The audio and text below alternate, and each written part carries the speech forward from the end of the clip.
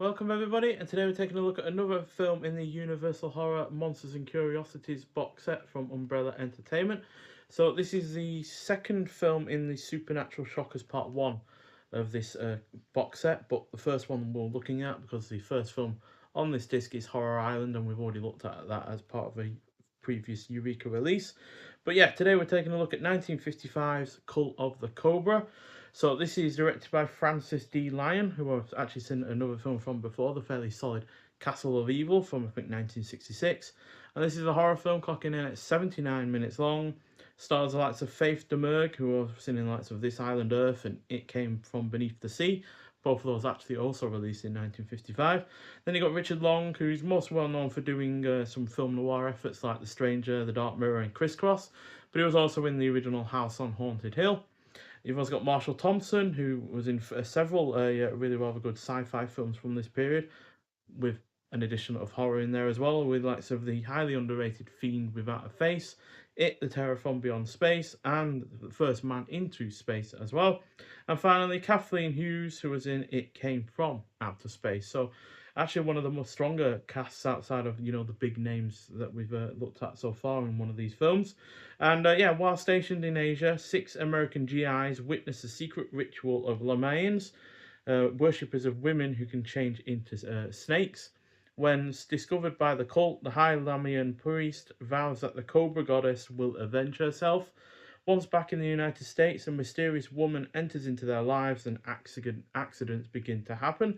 The shadow of a cobra is seen just before each death. So this is a decent-ish effort thanks to its solid premise, good cast and reasonable pacing, but quite frankly it really doesn't do enough with that premise to be truly entertaining. While its plot ultimately lacks surprises, it's kind of obvious where it's kind of going to go in certain regards.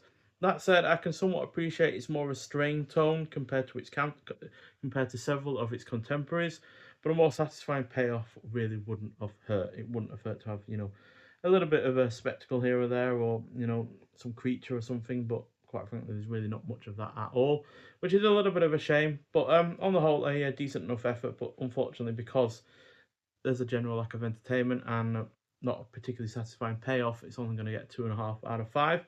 Now, I know that is lower than what I rated the likes of The Mad Ghoul and The Mad Doctor of Market Street, which I had my issues with, but ultimately they are shorter than this.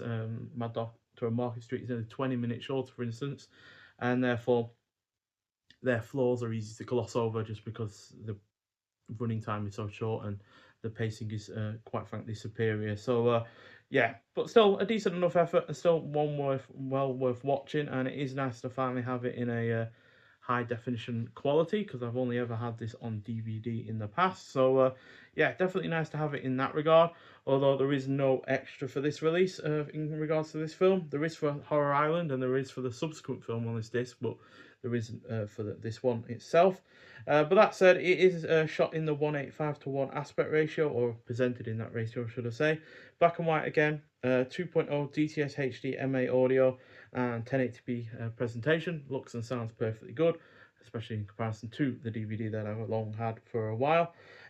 English language soundtrack, and there are English subtitles for the deaf and hard of hearing on this as well. So yeah, it's a decent enough effort, but yeah, by no means my favourite 1950s horror. And certainly can do a lot better, and hopefully we will do a lot better with the next film in this release, which is The Thing That Couldn't Die. But nonetheless, if you have seen The Cult of the Cobra before, I'd like to hear your thoughts on it. But nonetheless, thank you for watching, and I'll see you in the next one. Bye.